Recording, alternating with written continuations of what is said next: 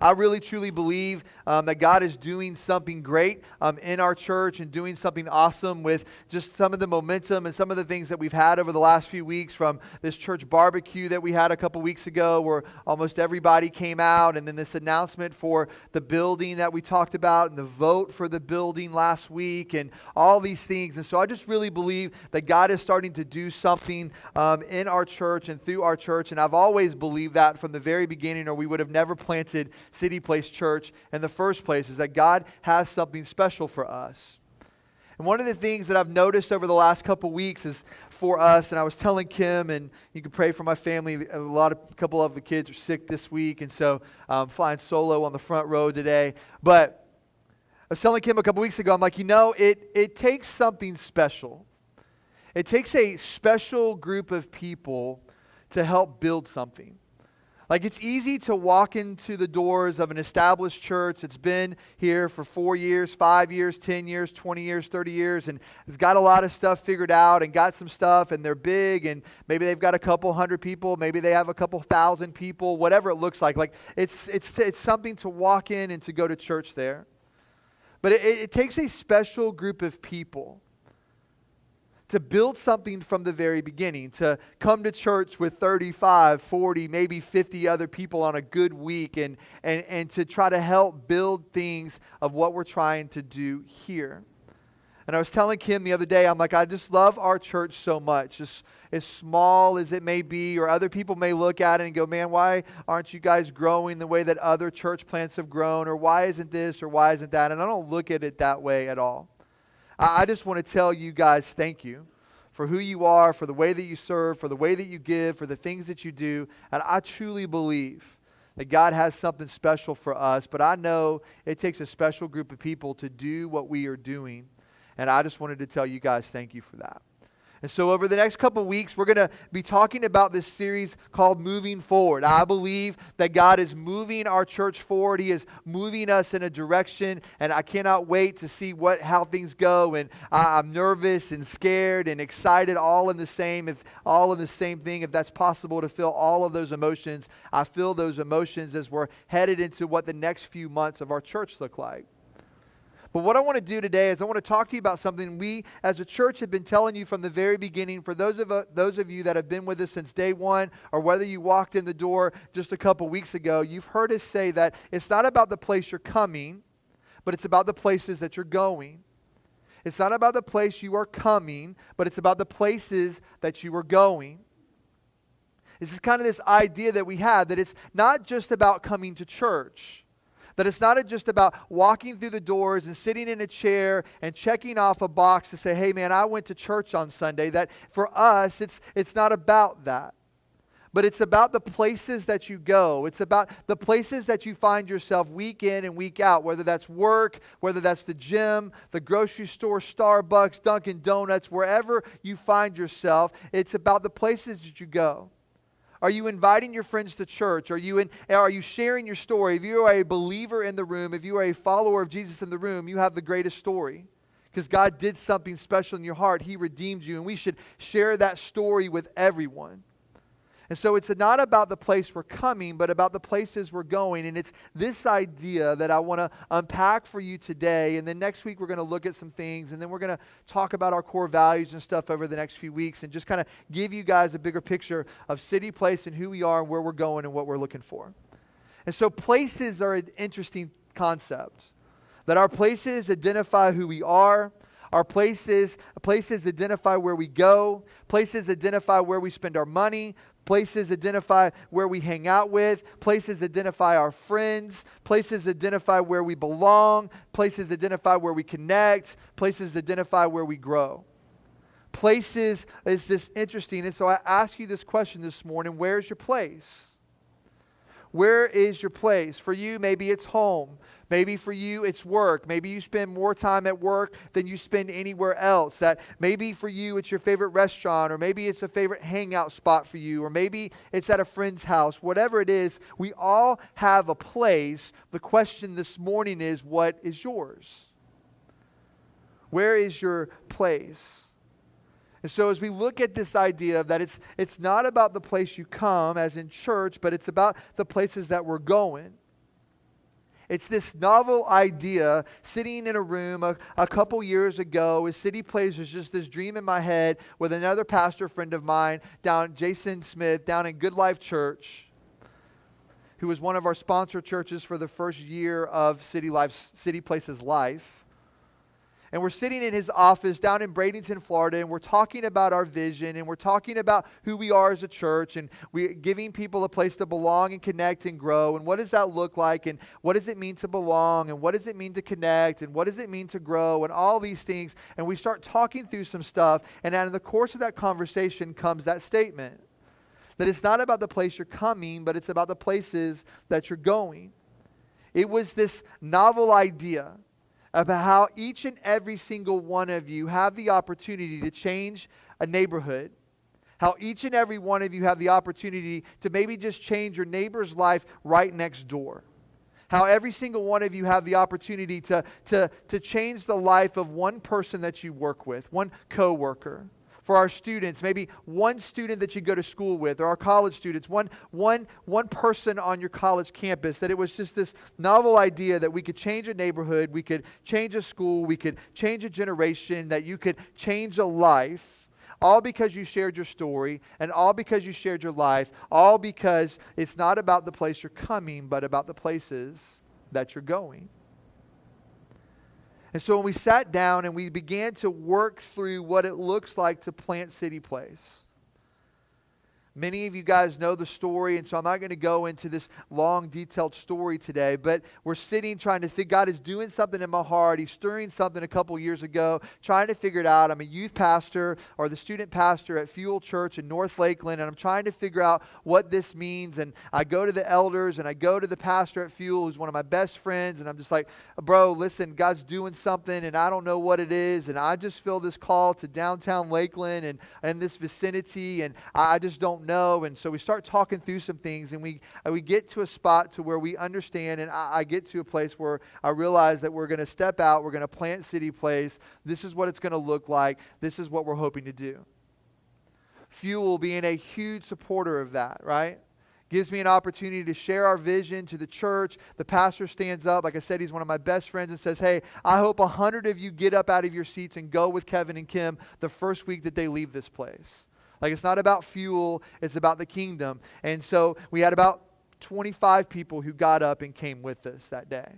They gave us some money, and they gave us some equipment, and they did all the stuff. And so it was just this as we moved through this process of what that looked like to start this church, and the hope and the idea was to give people a place to belong and connect and grow, because that's how I came to Christ. That the first Sunday that I walked into Crestview Baptist Church in North Lakeland, I basically went in like a 2-year-old toddler, kicking and screaming. Didn't want to go, didn't want to be there, didn't want to go. I don't want to be here. I'm not talking to anyone. I'm not shaking anyone's hand. I'm not hugging anybody. I'm not doing any of that. Like, I don't understand why we got to go to church. That was my first Sunday. So the kids, or Cassie and Leslie at that time, were probably about 8 years old. And so they're all walking into church, and I'm throwing a tantrum in the parking lot because I don't want to walk in. And we go, and week after week, it wasn't as bad as I thought it was going to be. I began to build some friendships. I began to connect with a few people. I began to connect with Mike, who's the pastor at Fuel, who was the worship leader at Crestview at that time, and began to build some relationships, began to feel like I belonged. Believe that I began to feel this connection with other people. And about 5 months after walking through the door, kicking and screaming at Crestview, I end up finding myself giving my life to Christ at the front, getting baptized the very next week, and then my life's just been on this interesting journey since then, that now I'm the pastor of a church. Like, that's crazy, right? God's crazy in a good way. And so we find this idea that we want to give people a place to belong and connect and grow, but we've been telling you for so long that it's not about the place that you're coming, but it's about the places that we're going. And so I wonder for you guys, I wonder for any of us, and I know it's true for me, and I'm sure it's true for all of you, have you ever wandered into a place or gotten invited to a place for the first time, and the second that you walked in the door, you felt like, I don't belong here? you feel this uncomfortable, uneasy, awkward feeling over yourself, like, I don't know if I fit in here. I don't really know who to talk to. I'm just not really sure if this is the right place for me. And it could be anywhere. It could be a coffee shop. It could be a friend's house. It could be a church. It could be anywhere. Like, you just walk in and you've got this uneasy feeling about it. Like, I just feel really uncomfortable. This past week, the architect that we're working with on the new building, I was at his office on Tuesday. We're going over some final ideas and some things to sign their proposal and get them kicked off and get them going. And him and I are leaving his office, walking across the parking lot. And he looks at me and he says, "Hey, man, what are you doing for lunch?" And I'm like, nothing. And he's like, "Hey, you want to go to a meeting with me?" And I was like, "Sure." And so I get in his truck and we drive to this meeting, and we go in, and I'm drawing a blank right now on the name of the club that we went to, right? It wasn't Kiwanis, but it was something else. And so we go into this meeting, and I don't know anybody. I'm just with him, and we're there, and we go in, and there's a couple of people there that I knew just because I've grown up in Lakeland my entire life, and there were a couple of other people that I was there, and then we're there, and we're kind of sitting down, and they have like announcements and some stuff, and then somebody stands up and sings like a song, and I didn't know the song that they sing that's for the club, and I didn't feel completely uncomfortable, but it was a little bit awkward for me. Everybody was nice to me, and everybody was okay, but I was like, I don't really know if I belong here. Like, I don't know if I could fit in here long term. And that was the idea. Hey, this is bring a friend to, I can't think of the name of it, but bring a friend to whatever this club is. But we've all walked into places like that where we just don't feel like we belong, or we just feel uncomfortable about ourselves. But when you look at it through the lens of church, walking into a church for the very first time, not knowing anybody, is probably one of the most scary experiences of your life, especially if you don't go to church on a regular basis. For those of you guys that have grown up in church your entire life, it may not be as awkward for you to walk in out of the walls of the church that you were attending and come to CityPlace. You may not feel that uncomfortable. But if you were like me the first Sunday that I walked into Crestview Baptist, kicking and screaming and angry that my wife had told me that we were going to go to church that Sunday, you may not feel like you really belong or connect somewhere when you first walk through the doors. And so the whole idea for us, the whole idea of us as a church is to give people a place that they feel like they can belong the second that they pull onto the parking lot. Because you're asking yourself all these questions before you come to church. Every church's dress is different, right? Here you can wear shorts and flip-flops and we don't really care. At other churches, if you didn't walk in a suit, they may not even let you in the door, right?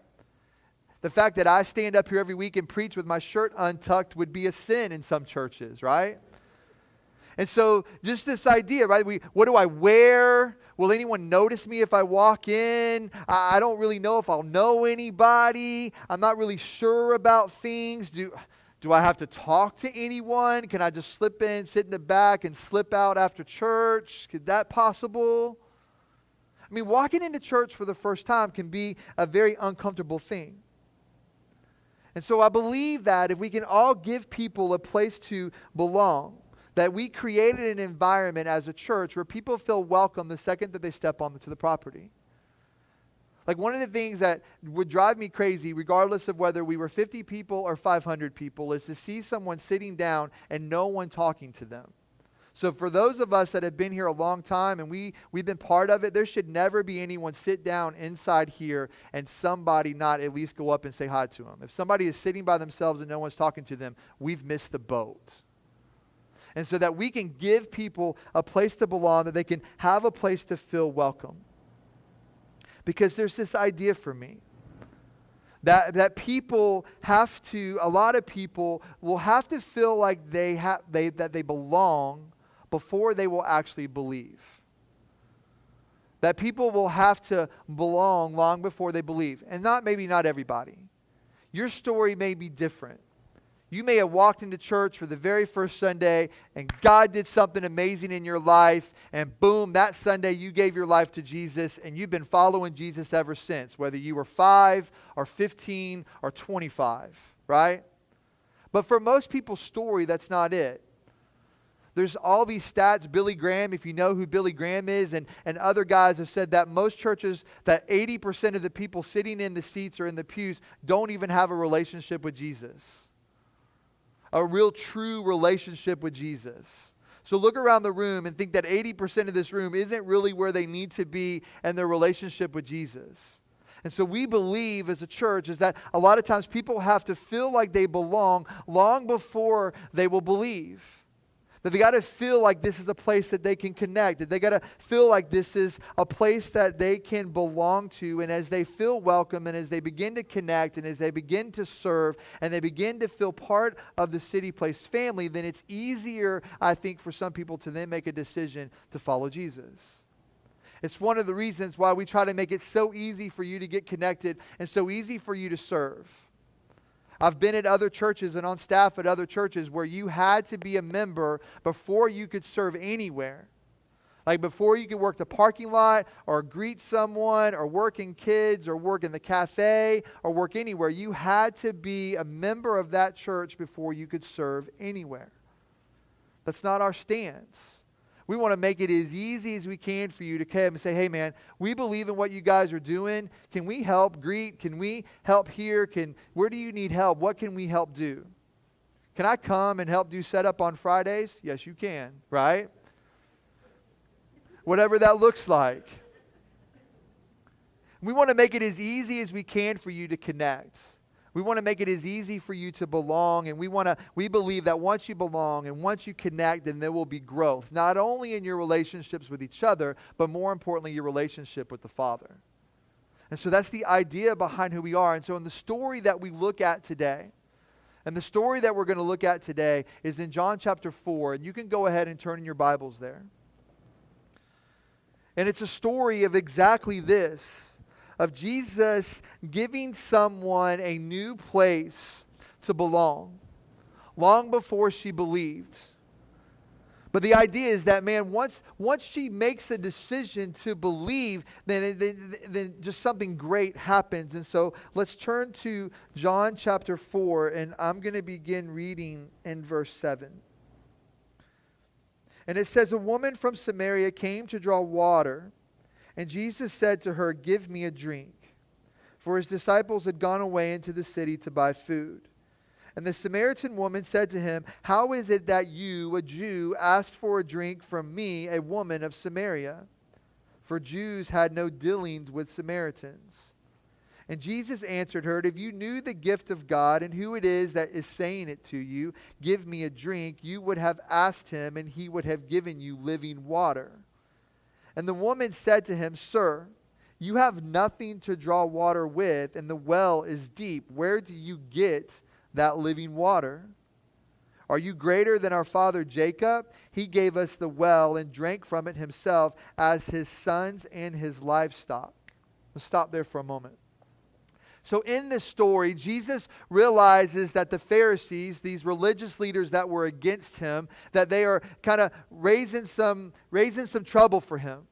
That they're stirring the pot, so to speak, that, hey, Jesus is baptizing all these people and all these things are happening. And so Jesus is like, hey, it's getting a little bit rough out there. There's a lot of chatter about us. Let's just kind of escape town a little bit. Let's go on a journey. And so he takes his guys and they're heading off to head to Galilee. And as they head to Galilee, they pass through the town of Samaria.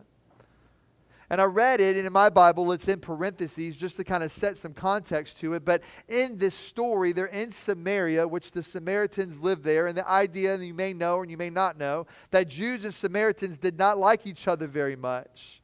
They didn't hang out together. They didn't eat dinner together. They didn't spend any time together. They absolutely despised one another. There's all these reasons and all this history that I'm not going to go into today, but just trust me in the idea that they did not like each other very much.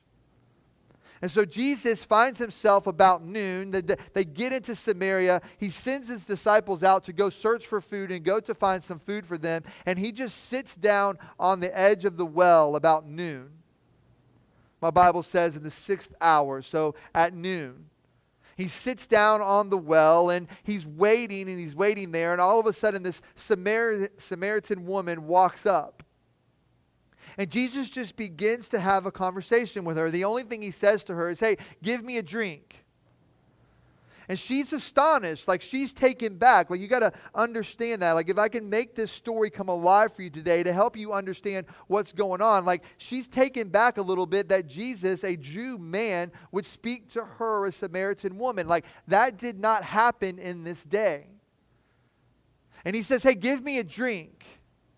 And she is a little bit confused for that. And she's like, well, how is that you, a Jew, ask for a drink from me, a Samaritan woman? And Jesus gives her this answer like, hey, man, I've got this living water. Like if you had listened to me and you would answer my question, like I've got living water for you. And in this moment, she does what we do all the time. That all she sees is the physical sense of what's happening. Because we don't always see the way that God sees.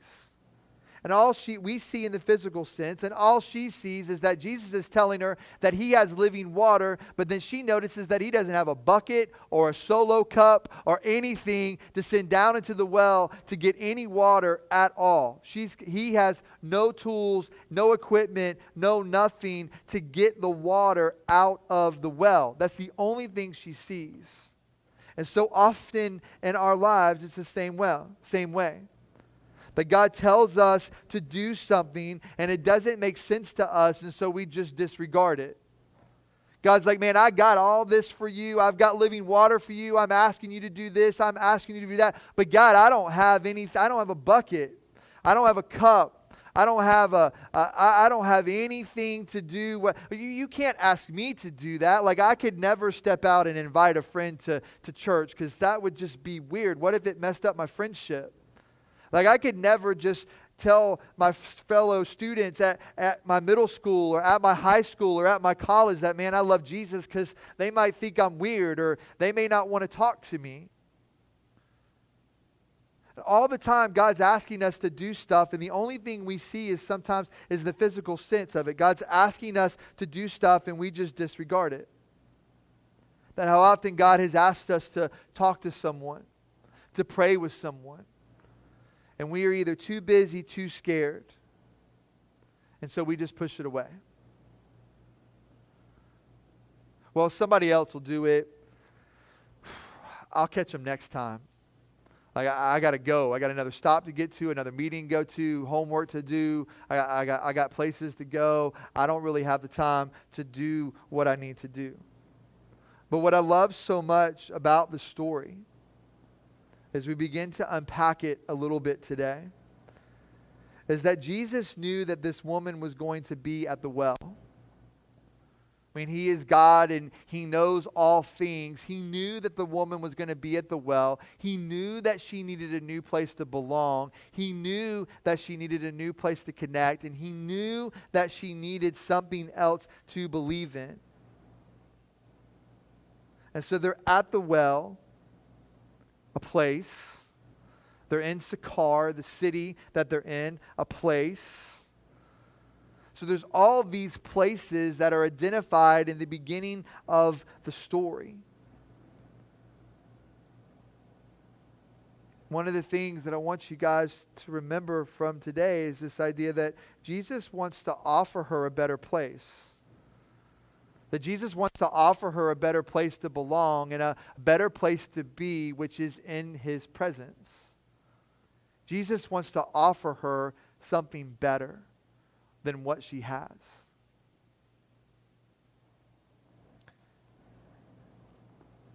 And so let's keep reading. Verse 13. So then Jesus says to her, after she's like, you got nothing to get the water? Like, are you better than Jacob? Like, who are you? Like, who do you think you are? And it says, Jesus said to her, everyone who drinks of this water will be thirsty again, but whoever drinks of the water that I will give him will never be thirsty again. The water that I will give will become in him a spring of water welling up eternal life. And the woman said to him, Sir, give me this water so that I will not be thirsty or have to come here to draw water.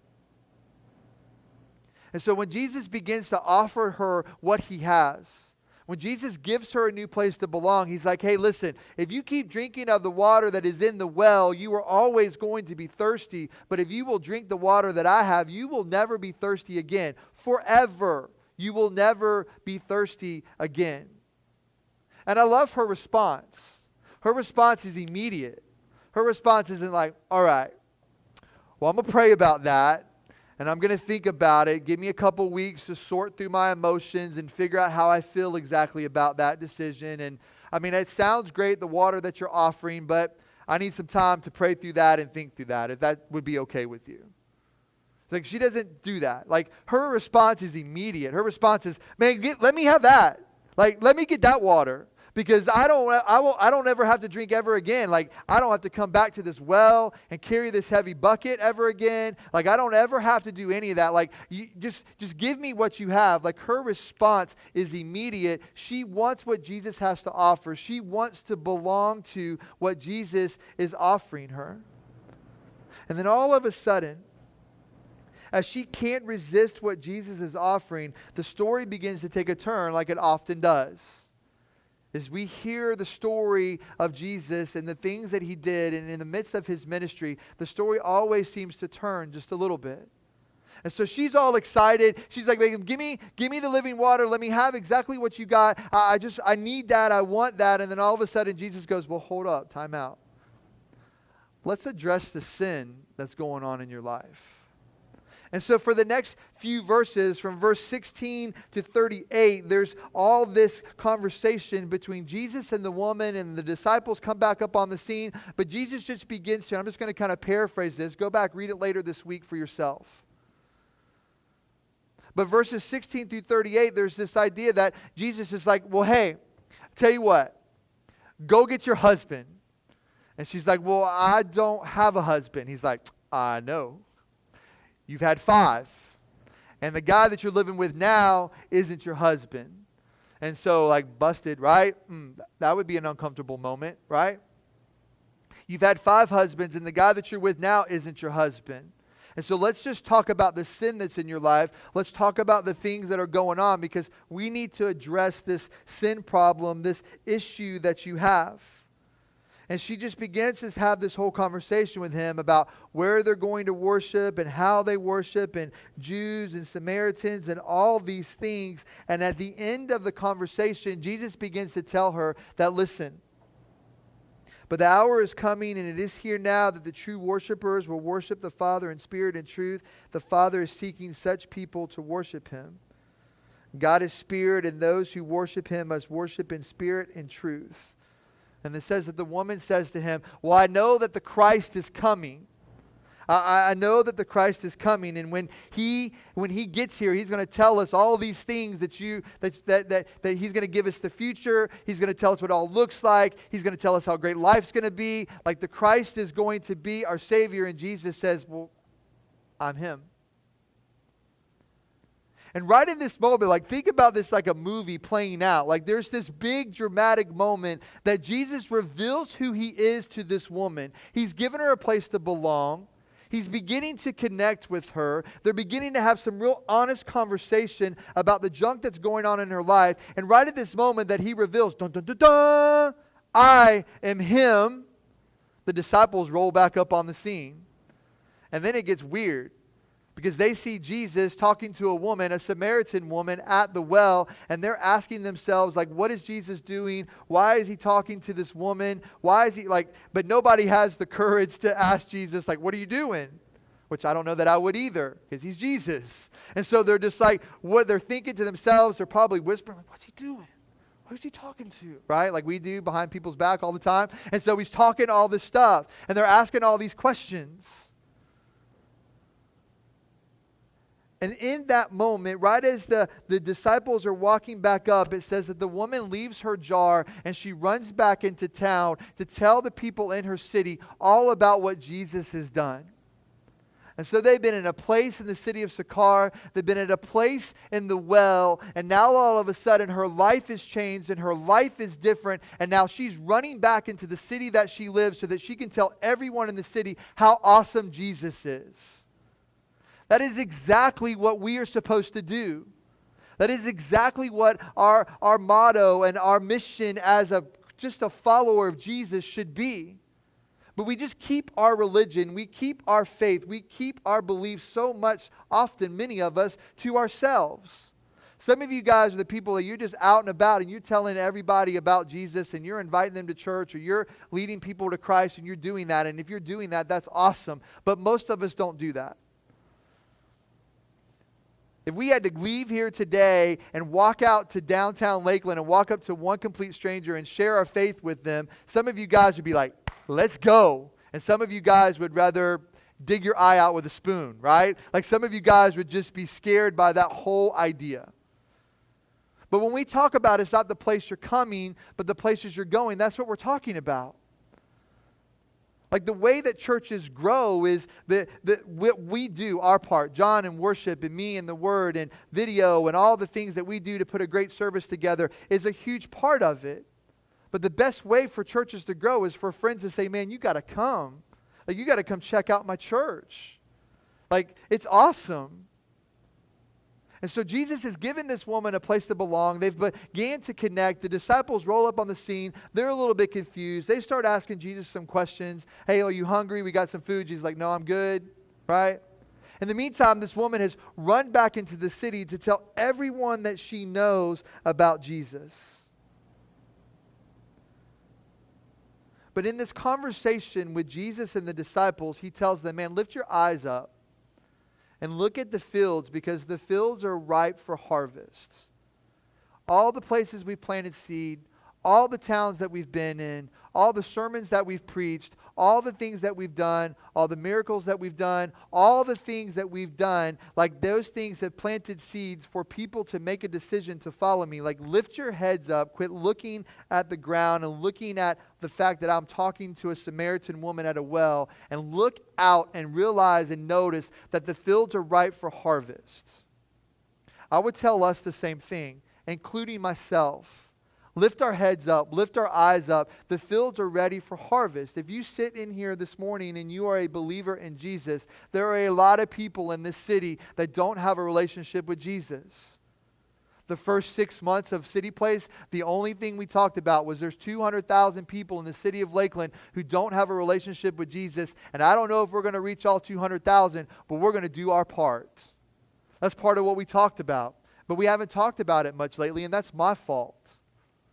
But there's 200,000 people in the greater Lakeland area. There's like over 300,000 people in the greater Lakeland area, which is surprising to me. That's a pretty big town. And 70% of our community doesn't go to church. The fields are ripe for the harvest. To give people a place to belong, to give people a place to connect, to give people a place to grow. That it's not about the place we're coming, but it's about the places that we're going. And Jesus tells his disciples that. In the meantime, this woman has run back into town, and I can only imagine how that conversation went with her as she's running back into town, as her life has radically been changed. I mean, don't forget that Jesus knew everything about her. You've had 5 husbands, and the man you're living with now is not your husband. But he still changes her life. He still forgives her. He still offers her something that she's never been offered before. You don't think she ran back into town and that she was super excited about that? Like, I don't know about you guys, but the first few months of when I made the decision to follow Christ, man, I told everybody I knew about Jesus. Everybody. Inviting people to church, right? I got my best friend, one of my best friends growing up from middle school and high school, got him to come to church, right? And invited my mom to come to church and invited other people to come to church, going to work. A co-worker, I was the guy that was leading happy hour on Friday night to a bar in Orlando. Now all of a sudden, I'm like, they're like, hey, we going tonight? And I'm like, no, not me, man. Like, I don't do that anymore. What? right? I went from the leader of the pack to like trying to tell my coworkers about this church in Lakeland, even though I was in Orlando. Like the first few months of my life being changed for Christ, I told everybody that I could think about Jesus. But then like most Christians, it just kind of starts to kind of fade away. Busy, not as excited about my faith as I once was. Don't know really how to share my faith. People think I'm weird. People think I'm uncomfortable. I don't want to make things awkward for people. And so our excitement just begins to kind of wane a little bit. Not this woman. I guarantee you, if I could run around the room, I would run around the room today because I'm sure that's what she did. Like I'm sure she probably had her dress pulled up and she's just trucking it back into town. Like you guys got to believe this. Like you're not going to believe what happened. Like the Messiah, the Christ, like he's here. He was sitting on a well. Like he changed my life. He gave me a place to belong. He changed my life forever. Like he knew everything about me. Like you got to come. Like, and she's sharing her testimony. And let's look in verse 39. And it says that in verse 39, it says, many Samaritans from that town believed in him because of the woman's testimony. He told me all that I ever did. And so when the Samaritans came to him, they asked him to stay with them, and he stayed there 2 days. And many more believed because of his word. And they said to the woman, it is no longer because of what you said that we believe, for we have heard for ourselves, and we know that this is indeed the Savior of the world. And after 2 days, he departed for Galilee. For Jesus himself had testified that a prophet has no honor in his hometown. And so when he came to Galilee, the Galileans welcomed him, having seen all that they had done in Jerusalem at the feast, for they too had gone to the feast.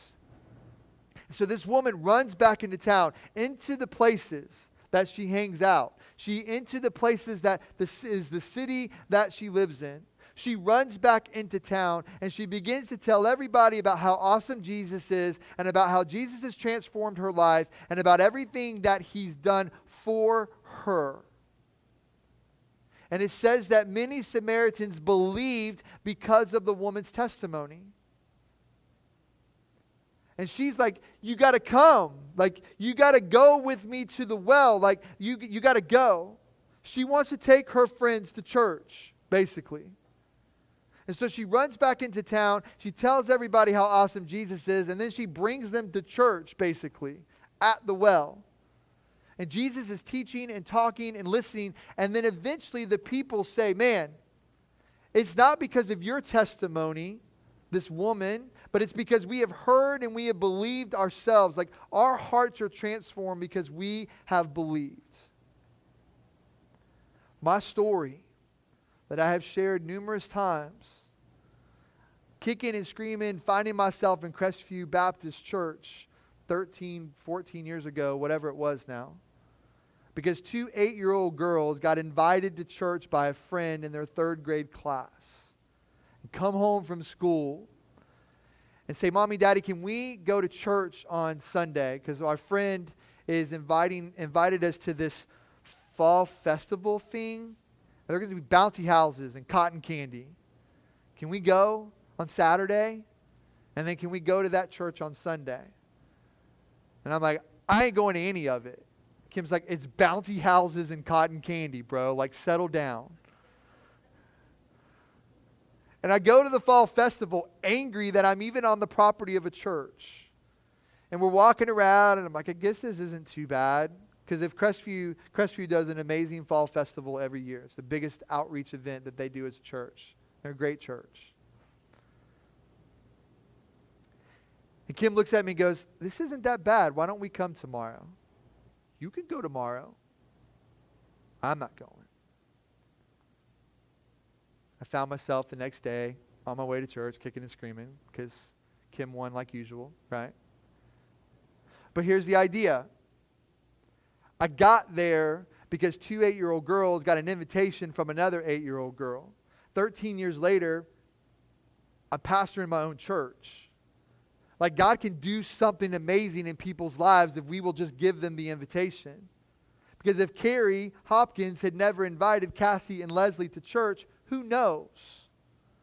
I met one of my best friends that I eventually not only became a mentor in my life, but became a spiritual giant in my life, who later became my best friend, who eventually we ended up on staff together, till we eventually planted a church together, till we eventually sent me out to plant my own church, all because 2 8-year-old girls got invited to church.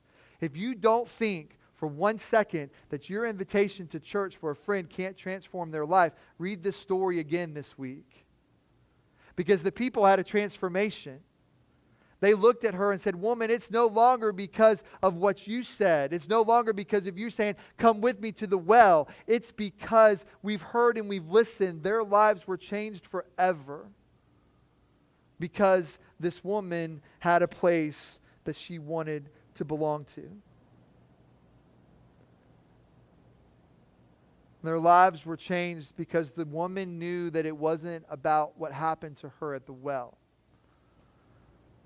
Their lives were changed because she had a bigger vision for her city. As a church, we have a vision for our city. Wherever God places us as a church, we have a vision for that. We have a vision to help reach 200,000 people.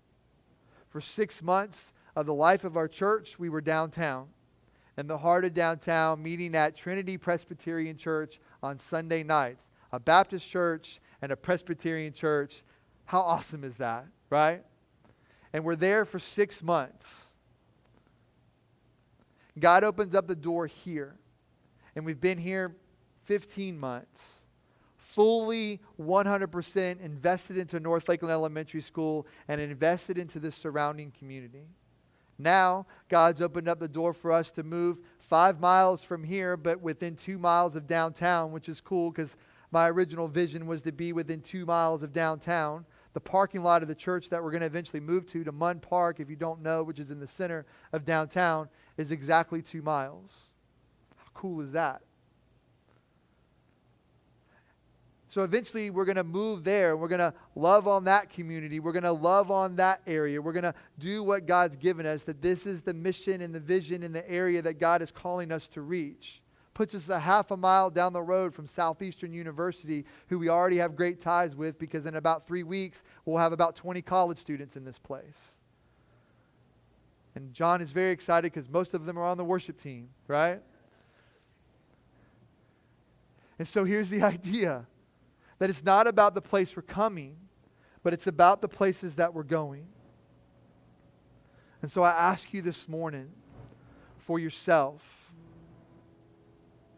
that I'm so glad that you guys are here, and I'm so glad that week after week after week that many of you guys are growing in your faith. We've had some people take some huge steps of faith. People that have grown up in church their whole life, getting baptized a few months ago. People making decisions to follow Christ. There's things happening in the context of our church. Like God is doing some awesome things.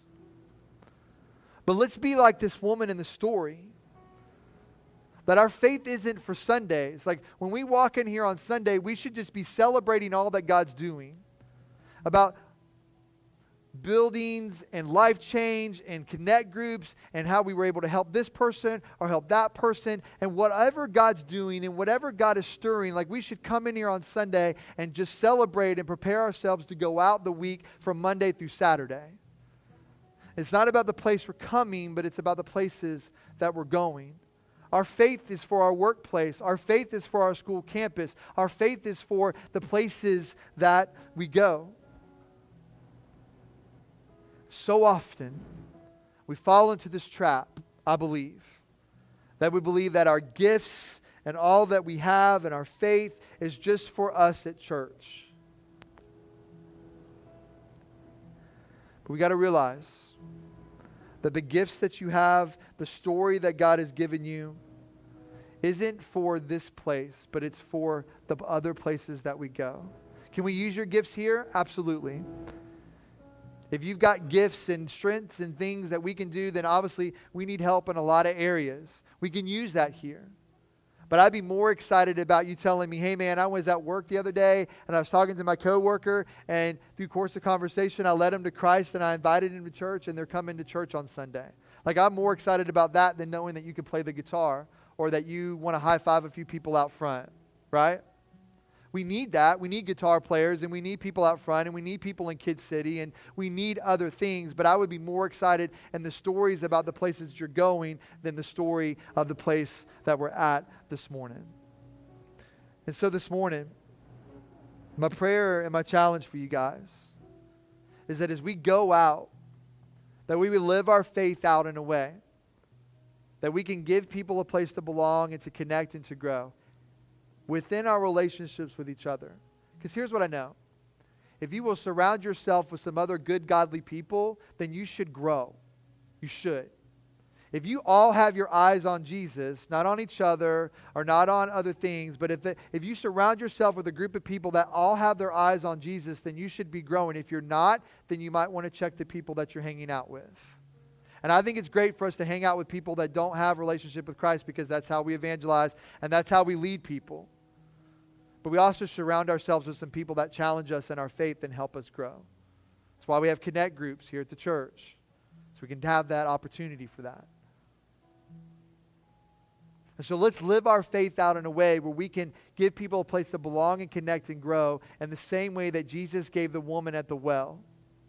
Because if we do that, if we belong and connect and grow together, then we're going to belong and connect and grow with Him. And together, look out. But this week, the challenge on the table as you leave this place today is that it's not about the place you are coming, but is it about the places that you are going? So I want to ask you to close your eyes and bow your heads for just a moment.